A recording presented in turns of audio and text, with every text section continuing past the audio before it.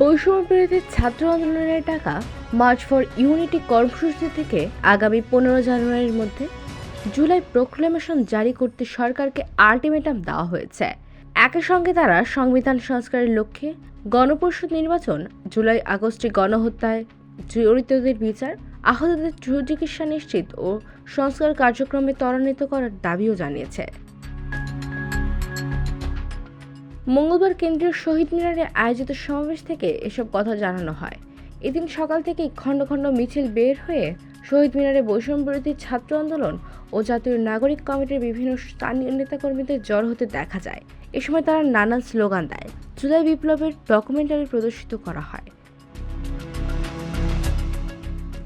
জাতীয় নাগরিক কমিটির আহ্বায়ক নাসিরউদ্দিন পাটোয়ারি বলেন, যদি তাদের ন্যায্যতার ভিত্তিতে তাদের রক্তের কথাগুলো অক্ষর অক্ষরে আগত প্রোক্লেমেশনে না পান, তাহলে তারা বসে থাকবেন না। সরকারকে হুঁশিয়ার করতে বলুন, অবিলম্বে ফ্যাসিবাদী ব্যবস্থা বিলোপে সক্রিয় হন। যদি তা না পারেন, জুলাইয়ের মতো বাচ্চারা আইন হাতে তুলে নেবে। বৈষম্য বিরোধী ছাত্র আন্দোলনের আহ্বায়ক হাসনাত আবদুল্লাহ বলেন, খুনি হাসিনার এই দেশে আর পুনর্বাসন হবে না। গত 16 বছর খুনি হাসিনা প্রত্যেকটা রাজনৈতিক শক্তিকে নির্যাতন করে জনগণের ভোটাধিকার কেড়ে নিয়েছে। তারা এই হাসিনাকে পালিয়ে যেতে বাধ্য করেছেন। আইন শৃঙ্খলা পরিস্থিতি এখনো স্বাভাবিক হয় নাই, দ্রব্যমূল্য নিয়ন্ত্রণ হয় নাই, এখনো 16 বছরের বিচার বহির্ভূত হত্যাকাণ্ডের বিচার নিশ্চিত করতে পারেন নাই। এতদিন জুলাই গণ অভ্যুত্থানের কোনো ঘোষণাপত্র ছিল না। 15 জানুয়ারির মধ্যে জুলাই গণ অভ্যুত্থানের ঘোষণাপত্র জারি করতে হবে। আওয়ামী লীগের বিরুদ্ধে লড়াই সংগ্রাম জারি থাকবেই। জাতীয় নাগরিক কমিটির মুখ্য সংগঠক সার্জিস আলম বলেন, তাদের সামনে এখনো খুনিরা উন্মুক্তভাবে ঘোরাফেরা করে, এদের বিচার হতে হবে। গোপালগঞ্জ কিভাবে এলো সহযোদ্ধাদের উপর হামলা হয়? পুলিশের উদ্দেশ্যে বলতে চান, তাদের নিরাপত্তা দিতে না পারলে ওই চেয়ারে বসে থাকার কোনো প্রয়োজন নেই। যে স্বপ্ন নিয়ে এত মানুষ জীবন দিয়েছে, রক্ত দিয়েছে, সেই রক্তের সঙ্গে যদি কেউ বিশ্বাসঘাতকতা করার চেষ্টা করে, তাদের সমূলে উপড়ে ফেলতে হবে। গণপরিষদ নির্বাচনের আহ্বান জানিয়ে জাতীয় নাগরিক কমিটির সদস্য সচিব আক্তার হোসেন বলেন, বাংলাদেশের অনেক প্রোক্লেমেশন চায়, নতুন সংবিধান চায়, সংস্কার চায়। নতুন সংবিধান বাংলাদেশের মানুষের নির্বাচিত প্রতিনিধিদের মাধ্যমেই হবে। আগামী নির্বাচন হবে গণপরিষদ নির্বাচন। এই গণপরিষদ নতুন সংবিধান প্রণয়ন করবে। বৈষম্য বিরোধী ছাত্র আন্দোলনের সদস্য সচিব আরিফ হোসেন আক্ষেপ করে বলেন, মুক্তিযুদ্ধের পর থেকে জনগণের রাষ্ট্র গড়তে পারি নাই।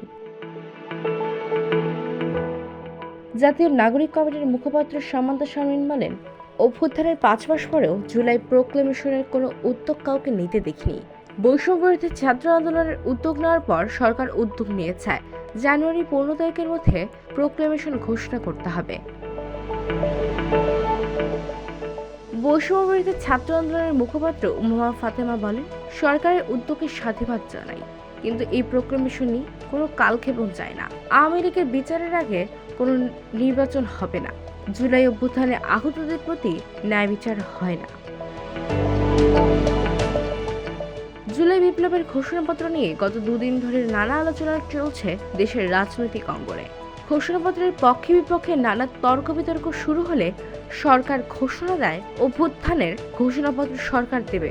পরে সোমবার রাতে বৈষম্য বিরোধী ছাত্র আন্দোলনের নেতারা জানান, মঙ্গলবার বিকেল 3টায় কেন্দ্রীয় শহীদ মিনারে মার্চ ফর ইউনিটি কর্মসূচি পালন করা হবে।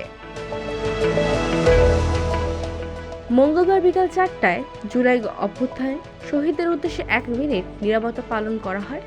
এর মধ্যে দিয়ে আনুষ্ঠানিকভাবে শুরু হয় মার্চ ফর ইউনিটি কর্মসূচি।